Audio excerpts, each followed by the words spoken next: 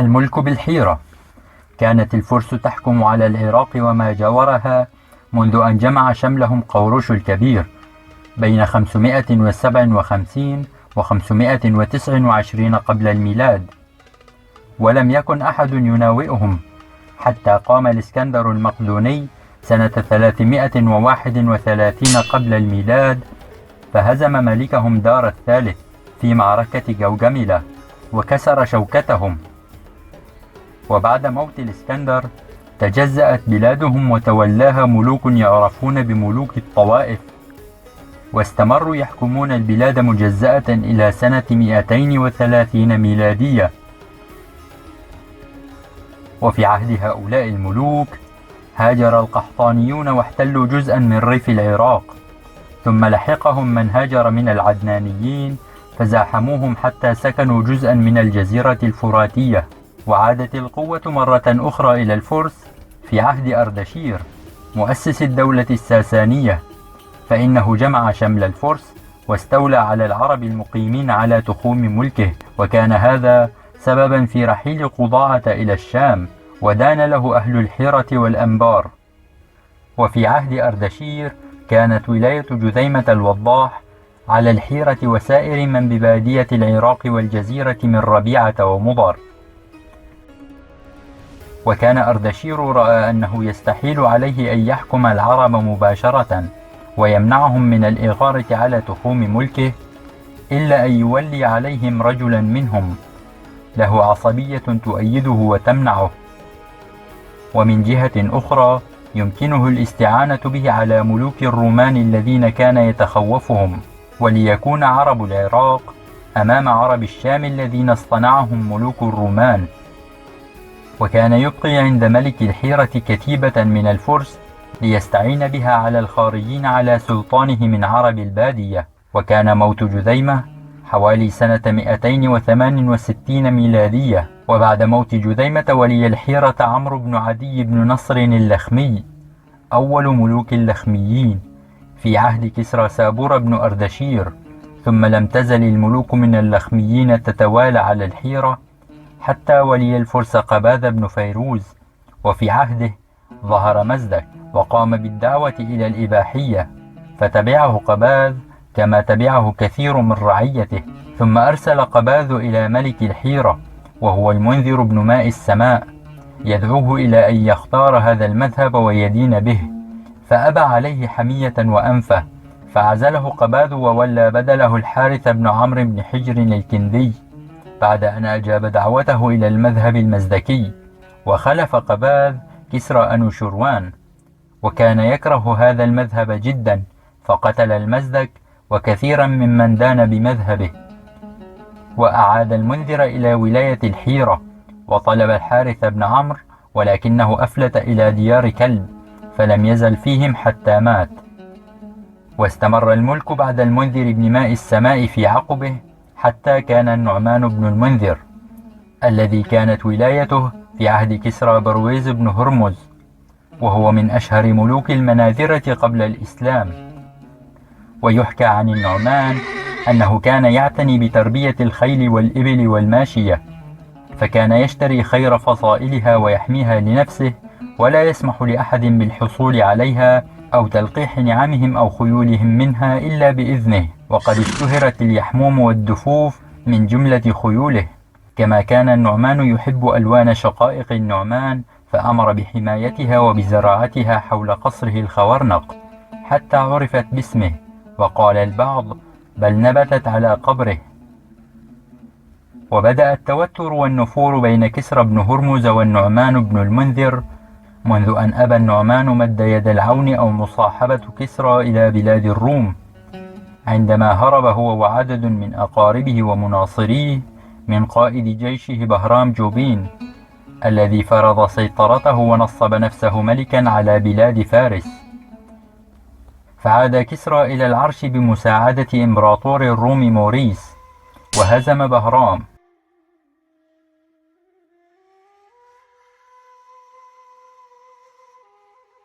وكذلك رفض النعمان طلبا لكسرى أن يهب له جوادا عربيا كان قد طلبه منه،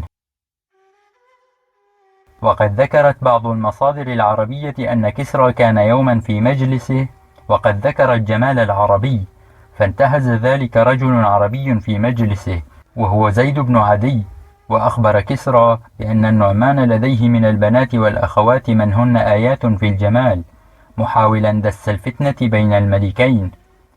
وكان زيد هذا يكره النعمان ويبغضه، لأنه حبس أباه وقتله بعد أن أقنعه بعض حاشيته أنه يتآمر عليه.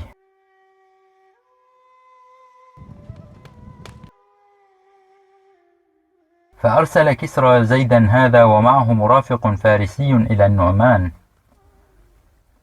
ودخل زيد بن عدي والرسول الفارسي على النعمان وقال له: إن كسرى أراد لنفسه ولبعض أولاده نساء من العرب، فأراد كرامتك، وهذه هي الصفات التي يشترطها في الزوجات. فقرأ عليه بالصفة التي أرادها، فشق ذلك على النعمان، فقال ليزيد والرسول يسمع: أما في مها السواد وعين فارس ما يبلغ به كسرى حاجته؟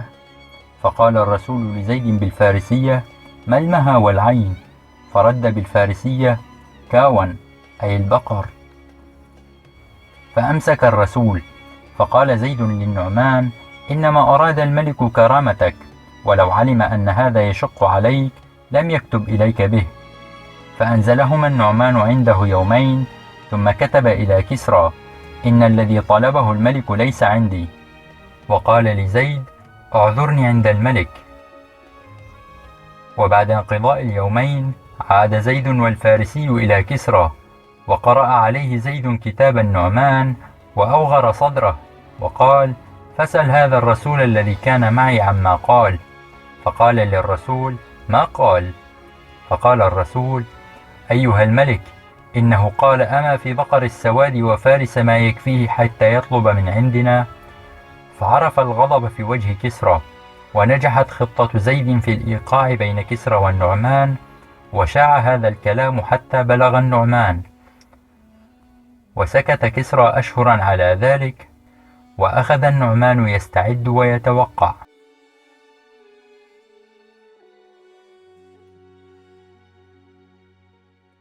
وبعد بضعة أشهر أرسل كسرى إلى النعمان يستقدمه، فعرف النعمان أنه مقتول لا محالة، فحمل أسلحته وما قوي عليه، ثم لحق بجبل طيء، وكان متزوجا إليهم، فأراد النعمان من طيء أن تدخله الجبل وتمنعه، فأبوا خوفا من كسرى، وقالوا له: لولا صهرك لقتلناك، فإنه لا حاجة بنا إلى معاداة كسرى ولا طاقة لنا به. فأقبل النعمان يطوف على قبائل العرب، وليس أحد منهم يقبله إلا بني رواحة من قطيعة بن عبس، قالوا له: إن شئت قاتلنا معك، وذلك لمنة كانت له عندهم. فقال: ما أحب أن أهلككم، فإنه لا طاقة لكم بكسرى. وذهب إلى بادية بني شيبان سرا، فلقي هانئ بن مسعود الشيباني، وكان سيدا منيعا، فاستجار به فأجاره، وأشار عليه هانئ بن مسعود بعد أن تكفل بأهله وماله أن يذهب إلى كسرى، فسواء عفى عنه أو قتله هو خير له من العيش خائفا مختبئا بقية حياته. فاقتنع منه النعمان بهذا الكلام.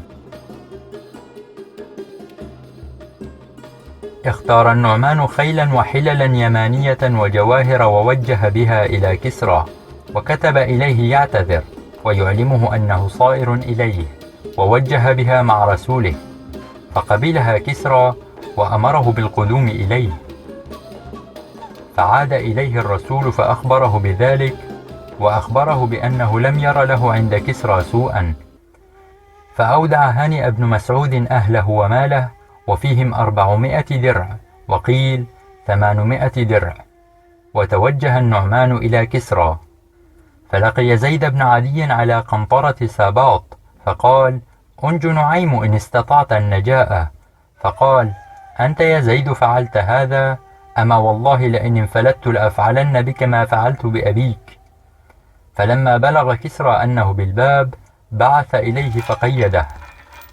واختلف في كيفية موت النعمان، قيل أن كسرى بعث به إلى خانقين حتى وقع الطاعون فمات فيه.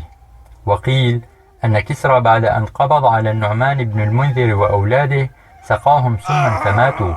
وقيل بل ألقي بالنعمان أمام الفيلات فداسته. وبعد موت النعمان عين كسرى على الحيرة إياس بن قبيصة الطائي. وكان سبب اختيار كسرى برويز لإياس ملكا على الحيرة أن كسرى لما هرب من بهرام مر بإياس بن قبيصة فأهدى له فرسا وجزورا، وشكر كسرى له ذلك. وكلف كسرى إياس أن يتصل بهانئ بن مسعود ويحضر ما عنده من نساء النعمان وسلاحه وعتاده. فبعث إياس إلى هانئ يأمره أن يرسل ما استودعه النعمان عنده من الدروع وغيرها، وهدده بغزوهم إن لم يمتثلوا للأمر. فأبى هانئ أن يسلم ما عنده، وغضب كسرى غضبا شديدا من جرأة بني بكر، فأرسل إلى إياس بن قبيصة يستشيره في الغارة عليهم.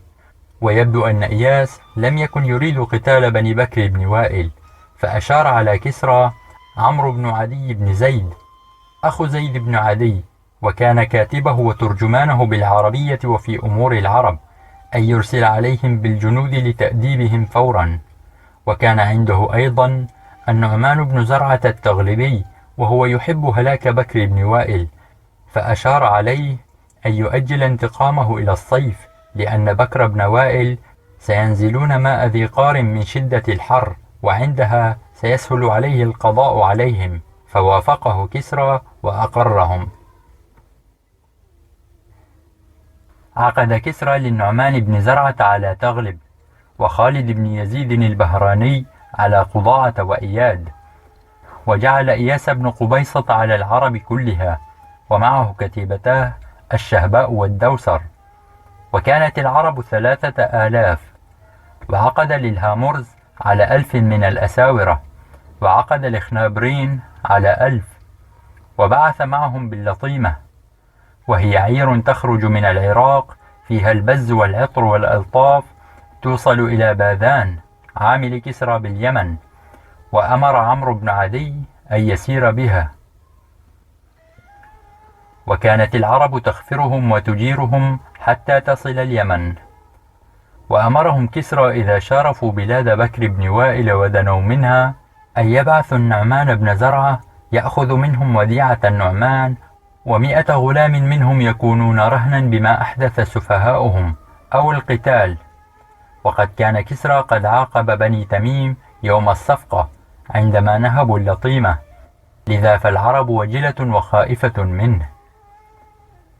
فأرسلت هند بنت النعمان تنذر بكر بن وائل بالجيش.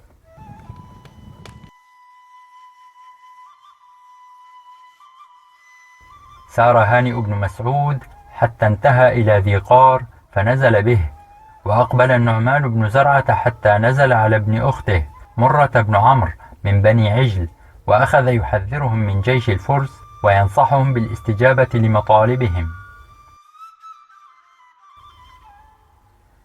انتظرت بكر بن وائل حتى مقدم سادتهم للتشاور والرد على طلب كسرى، فقدم أولا حنظلة بن ثعلبة بن سيار العجلي، فقصوا عليه مطالب كسرى وما جاء به النعمان بن زرعة، فغضب من هذه الطلبات المذلة وآثر القتال، بعد أن هدد النعمان بن زرعة أنه لو لم يكن رسولا لقتله. وبعد التشاور فيما بينهم عقدوا العزم أخيرا على الثبات والقتال. فرجع النعمان إلى أصحابه فأخبرهم بما رد عليه القوم، فباتوا ليلتهم يستعدون للقتال، وباتت بكر بن وائل يتأهبون للحرب، وقد استقوا الماء تحسبا للمعركة.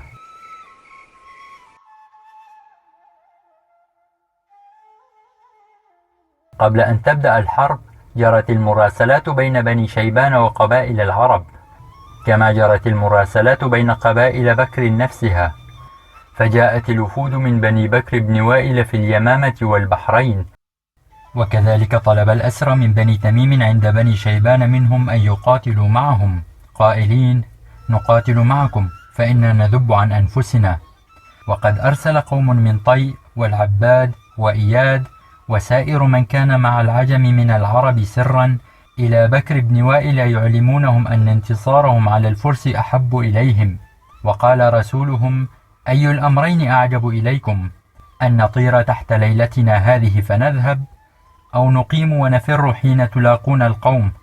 قالوا: بل تقيمون، فإذا التقى الناس انهزمتم بهم. فلما أصبحوا أقبلت الأعاجم نحوهم، وأمر حنظلة بالظعن جميعا فوقفها خلف الناس، ثم قال: يا معشر بكر بن وائل، قاتلوا عن ظعنكم أو دعوا. فأقبلت الأعاجم يسيرون على تعبئة. وكان ربيعة بن غزالة السكوني ثم التجيبي يومئذ هو وقومه نزولا في بني شيبان، فقال: يا بني شيبان، أما لو أني كنت منكم لأشرت عليكم برأي مثل عروة العلم.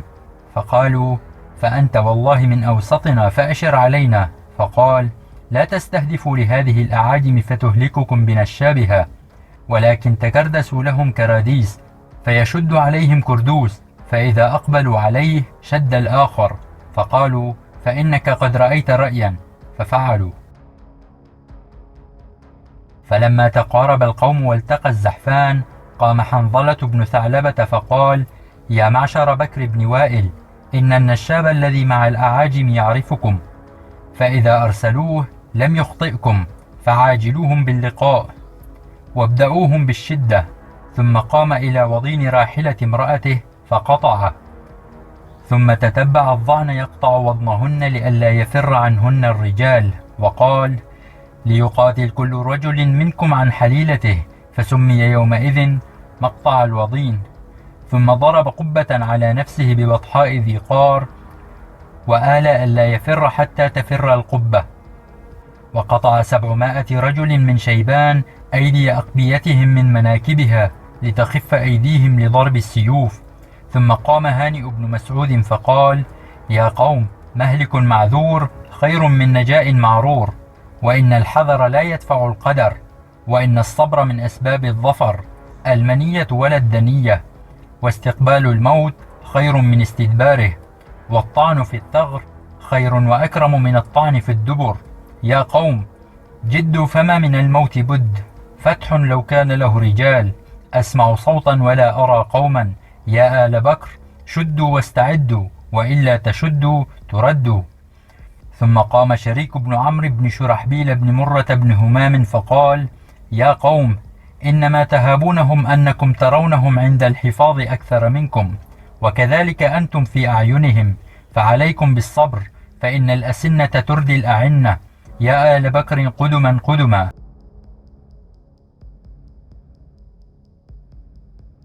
كانت بنو عجل في الميمنة بإزاء خنبرين، وعليهم حنظلة بن ثعلبة، وبنو شيبان في الميسرة بإزاء كتيبة الهامرز، وعليهم بكر بن يزيد بن مسهر، وباقي بكر بن وائل في القلب، وعليهم هانئ بن مسعود. فخرج أسوار من الأعاجم مسور، وفي أذنيه درتان من كتيبة الهامرز، يتحدى الناس للمبارزة. فنادى في بني شيبان فلم يبرز له أحد، حتى إذا دنا من بني يشكر برز له يزيد بن حارثة أخو بني ثعلبة بن عمرو، فشد عليه الرمح فطعنه فدق صلبه، وأخذ حليته وسلاحه. وبدأ القتال، فاقتتل القوم صدر نهارهم أشد قتال رآه الناس. وحملت ميسرة بكر وعليها حنظلة على ميمنة الجيش، وحملت ميمنة بكر وعليها يزيد بن مسهر على ميسرة الجيش. وخرج عليهم كمين كانوا أعدوه للفرس، وعليهم يزيد بن حمار، فشدوا على قلب الجيش. وولت إياد منهزمة كما وعدتهم، فشد الحوفزان واسمه الحارث بن شريك على الهامرز فقتله. وقتلت بنو عجل خنبرين، وضرب الله وجوه الفرس فانهزموا. وتبعتهم بكر بن وائل، فلحق مرثد بن الحارث النعمان بن زرعة، فأهوى له طعنا، فسبقه النعمان بصدر فرسه فأفلته. ولحق أسود بن بجير العجلي النعمان بن زرعة، فخلى سبيله وحمله على فرسه بعد أن أعطاه الأمان. ورجع الأسود بن بجير على فرس النعمان بن زرعة، وأفلت إياس بن قبيصة على فرس له، وقتل خالد بن يزيد البهراني، قتله الأسود بن شريك بن عمرو، وقتل يومئذ عمرو بن عدي العبادي الشاعر أخو زيد بن عدي صاحب النعمان.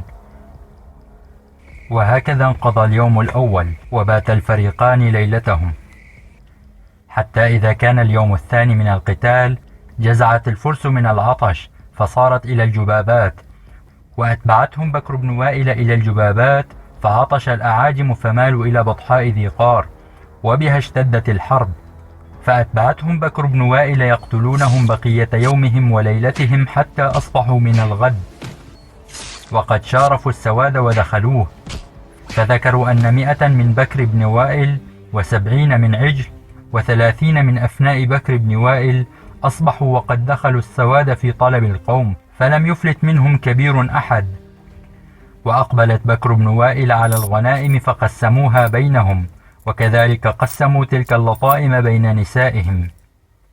كان إياس بن قبيصة أول من أتى كسرى بعد الهزيمة، وكان لا يأتيه أحد بهزيمة جيش إلا نزع كتفيه، فلما أتاه إياس سأله عن الخبر، فقال: هزمنا بكر بن وائل فأتيناك بنسائهم، فأعجب كسرى بذلك وأمر له بكسوة. وإن إياسا استأذنه عند ذلك فقال: إن أخي مريض بعين التمر، فأردت أن آتيه، وإنما أراد أن يتنحى عنه ويفر، فأذن له كسرى، فترك فرسه الحمامة وهي التي كانت عند أبي ثور بالحيرة، وركب نجيبة فلحق بأخيه. ثم أتى كسرى رجل من أهل الحيرة وهو بالخورنق، فسأل: هل دخل على الملك أحد؟ فقالوا: نعم إياس. فقال: ثكلت إياس أمه، وظن أنه قد حدثه بالخبر، فدخل عليه فحدثه بهزيمة القوم وقتلهم، فغضب كسرى فأمر به فنزعت كتفاه. لقد كان هذا أول يوم تنتصر فيه العرب على العجم. عزل كسرى برويز بعد خسارة المعركة إياس بن قبيصة عن حكم الحيرة، وعين عليها حاكما فارسا هو أزدب بن ماهان الهمذاني، إلا أنه لم يتمكن من إعادة الثقة التي كانت بين المناذرة والأكاسرة، ومن تحسين العلاقة التي ساءت بين العرب والفرس، فتمردت بكر بن وائل التي استقلت بالبحرين، فتبعتها قبائل في أواسط الجزيرة العربية، مما اضطر الفرس أن يعيدوا حكم الحيرة إلى أحد أبناء النعمان في محاولة لعودة الأوضاع إلى ما كانت عليه قبل المعركة. ولكن الأمور قد تغيرت بظهور دولة الخلافة الإسلامية، ولم يلبث أن جاءه خالد بن الوليد بعساكر المسلمين. فقد تمتع أجدادنا العرب بصفات قد أصبحت تعد نادرة وللأسف هذه الأيام، فقد رأينا من خلال أحداث ذي قار أن قبائل بكر بن وائل لم تتوانى عن مواجهة الإمبراطورية الفارسية، وهي قوة عظمى في ذلك الوقت، حفظا للعهد الذي عاهده هانئ بن مسعود للنعمان بن المنذر، وتمسكا بالأمانة التي عنده، بالرغم من أن النعمان قد قتل، ولكن مع ذلك لم تتراجع العرب عن عهدها وأمانتها. فليكن هذا درسا لنا ولأبنائنا من بعدنا. والسلام عليكم ورحمة الله وبركاته.